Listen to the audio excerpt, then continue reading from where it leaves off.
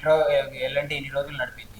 కానీ మెట్రోని ఎల్ఎన్టీ కంపెనీని ఏదైతే సీఎం రేవంత్ రెడ్డి గారు బెదిరించడం వల్లనే మెట్రో వెనక్కి తగ్గింది అని చెప్పేసి బీఆర్ఎస్ నేతలు ఆరోపిస్తారు. తప్పు, ఇది అసత్య ప్రచారం. ఇది అసలు బీఆర్ఎస్ నాయకులు కేటీఆర్ కేసీఆర్ మెట్రో ఎల్ఎన్టీని బెదిరించారు.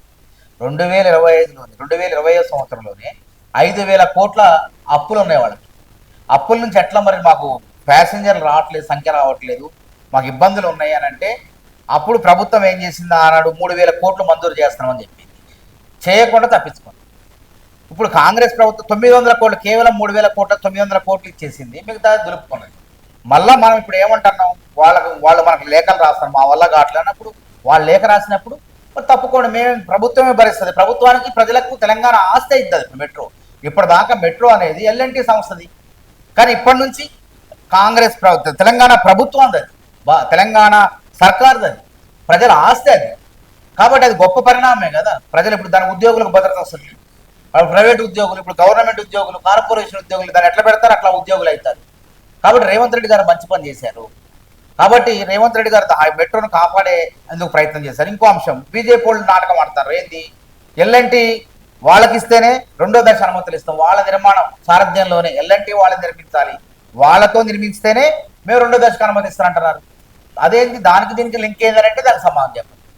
అప్పుడు రేవంత్ రెడ్డి గారు అంటూ ఒకవేళ మేమే నడుపుకుంటాం ఎల్ఎన్టీ అప్పులు కూడా మేము మా మీద వేసుకుంటాం, బ్యాంకుల అప్పులు, మేము మా రెండో దశ నిర్మాణానికి 260 ఎకరాలు సేకరించడమే కాకుండా 8 లేన్లలో మొత్తం అది ప్రాజెక్టు మరి మెట్రో పూర్తి కావాలి, ఆ భారం మొత్తం కూడా మరి మీరు ఇస్తారా లేదా అని చెప్పి మొత్తం డీటెయిల్డ్ ప్రాజెక్ట్ రిపోర్ట్ ఇచ్చినా సరే మరి కేంద్రం స్పందించారు, రాజకీయం చేస్తుంది, కాంగ్రెస్ పేరు వస్తుంది.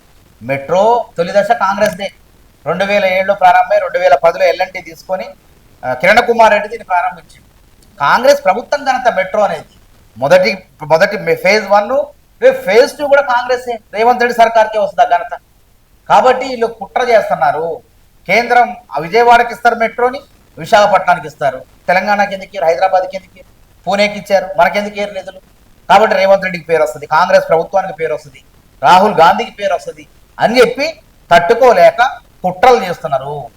ఏదైతే ఈ మెట్రోకి సంబంధించింది ఏదైతే విషయం ఉందో, ఈ మెట్రోకి ఇప్పుడు ఈ తెలంగాణ ప్రభుత్వం నిర్వహించుకోగలుగుతుంది అసలు 100%. ఎందుకు అప్పు బ్యాంకుల్లో ఉన్నది, వాళ్ళ అప్పులు మనం వేసుకుంటాం, మేము మోస్తాం, ఆ భారాన్ని మేమే కడతాం అంటాం. ఎందుకు నిర్వహించలేదు తెలంగాణ ప్రభుత్వము? తక్కువ కాదు కదా.